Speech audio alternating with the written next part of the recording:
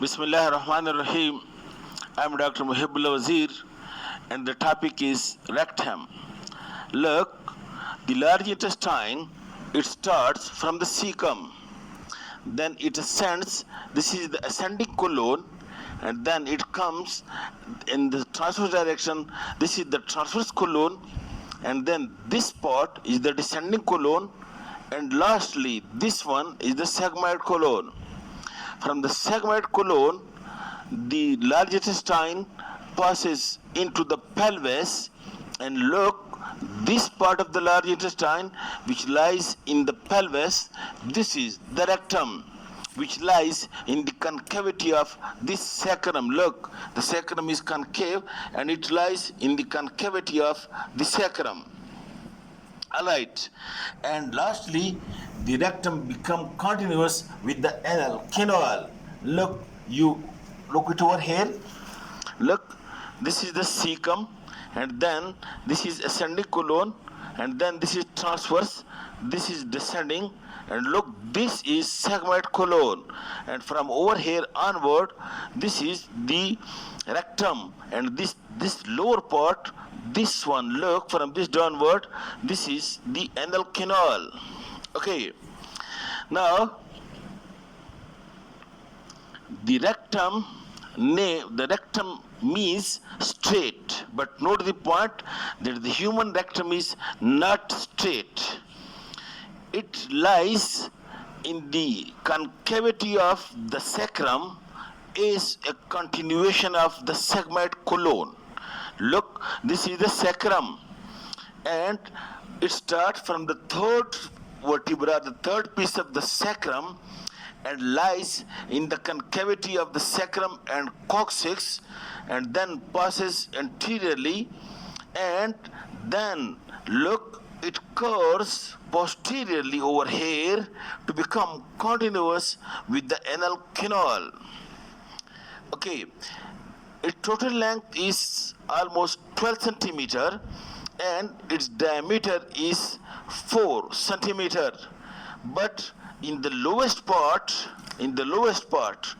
over here the diameter is more than the rest, and this lower dilated part is also called as ampulla. You look over here, this lowest part, this is called as ampulla of the rectum. Alright, okay, now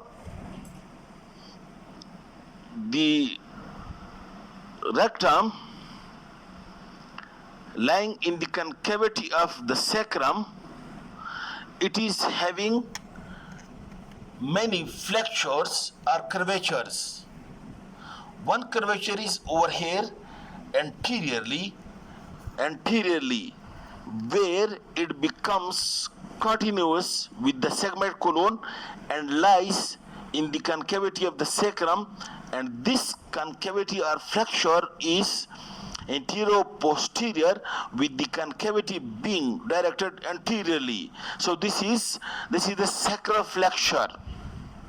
And then again at this part, again there is a curve, look over here, where it becomes continuous with the rectum.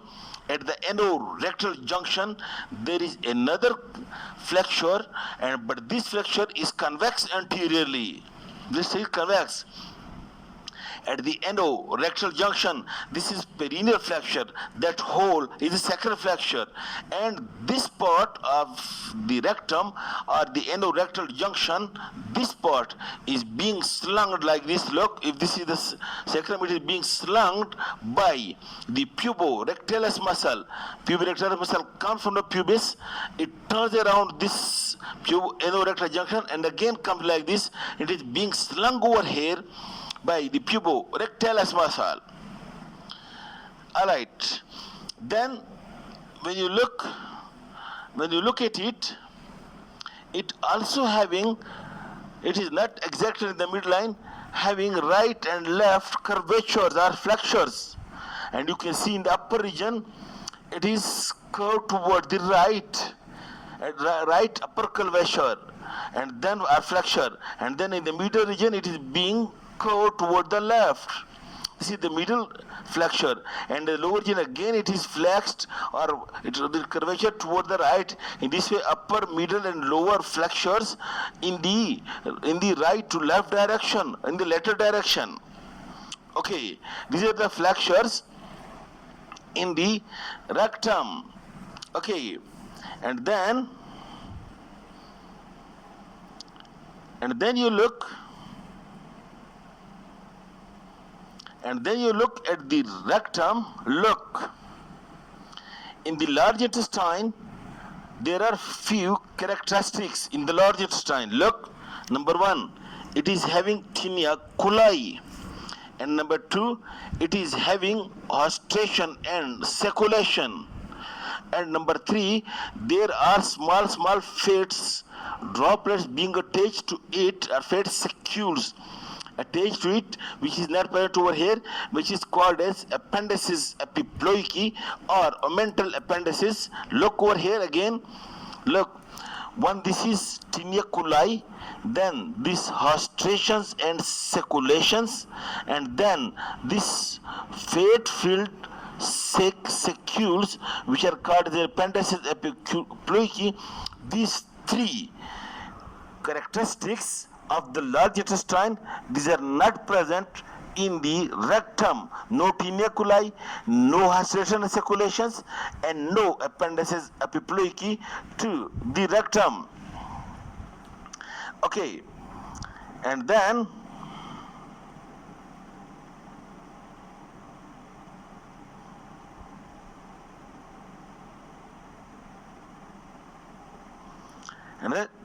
you look that the rectum starts at the third piece of the sacrum, and then it ends. Look, this is the coccyx. It lies in the concavity of the sacrum and coccyx, and it lies 2 to 3 centimeters below and in front of the coccyx at the anorectal junction. Okay, and then you look, this is the posterior wall of the pelvis, and you see the sacrum, and note the point that the rectum is being covered by the peritoneum like this.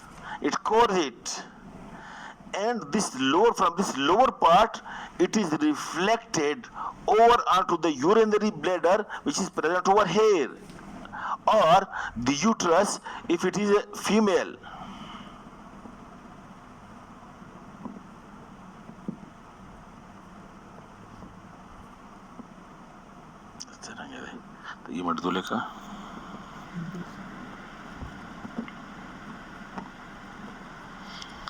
Okay, now look, the peritoneum on this surface,